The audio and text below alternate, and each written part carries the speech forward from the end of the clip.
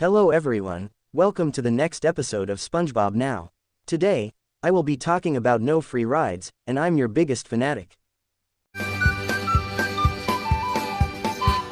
First, I'm going to talk about no free rides. Enjoy. The episode opens at Mrs. Puff's boating school when SpongeBob's last boating exam of the year ends in failure after he runs over the French narrator. Despite the failing grade, SpongeBob remains optimistic that his next year in Mrs. Puff's class will be productive. Mrs. Puff, on the other hand, dreads the thought of another year administering boating exams for SpongeBob. In desperation, she offers him an extra credit exam, a short, 10-word thesis on one thing he learned in boating school. SpongeBob finds himself unable to decide what to pick and starts to have a nervous breakdown, but Mrs. Puff lets him pass anyway.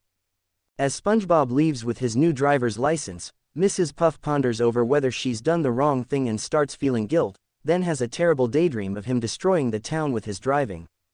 She consoles herself with the fact that SpongeBob lacks a boat to drive, much less one to wreck. Upon arriving at her home, however, she finds SpongeBob and his parents inside with a huge cake to thank her for her teachings, as futile as they had once seemed. Both SpongeBob and Mrs. Puff get another surprise when they see that SpongeBob's parents bought him a brand new boatmobile. In utter amazement, SpongeBob falls into the cake in a dead faint. As SpongeBob's parents take him home, Mrs. Puff realizes the danger he now poses and decides to settle the matter before anyone figures out she let him skip through boating school. SpongeBob's parents tuck him into his bed and tell him that, due to his head injury, he should avoid driving anywhere that night. As soon as his parents leave, he sneaks out his bedroom window, gets into the boat, and falls asleep. Not long after, Mrs. Puff hijacks SpongeBob's boat and drives it away.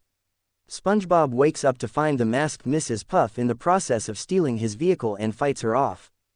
Mrs. Puff tries knocking SpongeBob out of the boat, but he grabs hold of the rear bumper. She next drives through various obstacles to lose him, but he catches up to her while two police officers watch the commotion from their vehicle.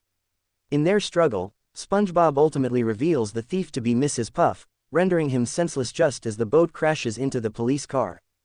SpongeBob and Mrs. Puff talk in the Bikini Bottom jail, where Mrs. Puff is being held. Mrs. Puff apologizes to SpongeBob and says that she shouldn't have passed him when she knew he really wasn't ready. SpongeBob understands he'll have to relinquish his license, but Mrs. Puff tells him he can still continue his lessons with Mrs. Flounder, another driving teacher starting a new class on Monday. SpongeBob assures her she is the only one who he wants teaching him, giving her a tip that the warden will let her go early in exchange for free driving lessons. Next, I'm going to talk about I'm Your Biggest Fanatic. Enjoy. As the episode starts off, SpongeBob and Patrick are attending the biannual jellyfish convention. Patrick takes pleasure in touching every display in sight, much to the ire of the security guard. SpongeBob, meanwhile, focuses on the Jelly Spotters, a famous jellyfish enthusiast club, and fawns over its leader, Kevin the Sea Cucumber. At first, Kevin rebuffs SpongeBob's adoration. However, after realizing that SpongeBob will go to any lengths to please him, Kevin decides to let him try out for the Jelly Spotters, thinking his antics will make for a good laugh. Kevin's first test for SpongeBob is to catch a jellyfish, which proves quite simple for SpongeBob as one immediately flies into his net. Kevin smacks it out in annoyance, causing it to sting him. He revises the quota to 2 jellyfish, and 2 jellyfish nestle into SpongeBob's net.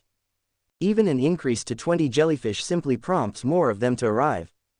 Kevin angrily kicks the net, inciting the wrath of the jellyfish. He then puts the jellyfish jelly on SpongeBob's mouth to attract the jellyfish, and while the jellyfish were licking SpongeBob's mouth, the jellyfish tickle SpongeBob's nose, causing him to sneeze the jellyfish at Kevin's eyes so that Kevin gets stung again. Undeterred, Kevin continues to give SpongeBob many more tests, all of which SpongeBob passes effortlessly while Kevin gets stung relentlessly. Kevin, covered in stings and extremely frustrated, tells SpongeBob that his final test will be to catch a queen jellyfish. He then ties SpongeBob to a post, provides him a whistle that produces a queen jellyfish call, which sounds much like the word loser, and leaves him there.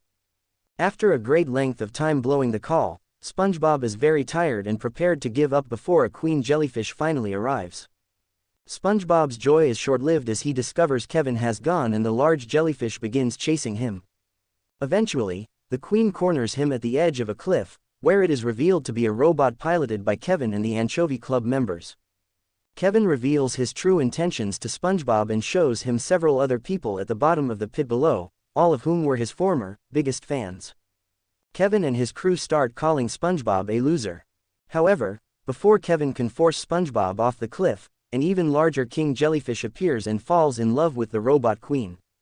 Puckering up for a kiss, the king pursues the contraption until it crashes and reveals its occupants. The furious king chases down SpongeBob, Kevin, and the anchovies, eventually cornering them in a cave. Kevin panics, admitting that he has no actual expertise in dealing with jellyfish and that he was only in it for the fashion. SpongeBob, the only one with actual jellyfishing expertise, confronts the king jellyfish. He blows for him a giant pie bubble, which the king happily accepts and leaves with. When an incredulous Kevin asks how he was able to do it, SpongeBob simply tells him that everybody loves pie. The anchovies cheer SpongeBob for his heroism, but Kevin denies SpongeBob Club membership for not actually catching a queen jellyfish. Fed up with Kevin's attitude, the anchovies forcibly remove Kevin's crown, which is actually his feeding tentacles, and place it atop SpongeBob. SpongeBob is amazed by his new hat, Kevin painfully informing him that's not what it is. Back at the convention, SpongeBob tells Patrick about his experience and reveals that he turned down the Jellyspotters' offer to join. Jellyfishing is, most of all, about the jellyfish themselves. Patrick remarks upon how much SpongeBob has matured regarding hero worship, and the episode finishes as the pair depart with the former's own hero, Jeffrey the jellyfish, tied up in a wagon with a sad look on his face. We're halfway done with Season 2. Thanks for watching. Subscribe for more videos. Goodbye everyone.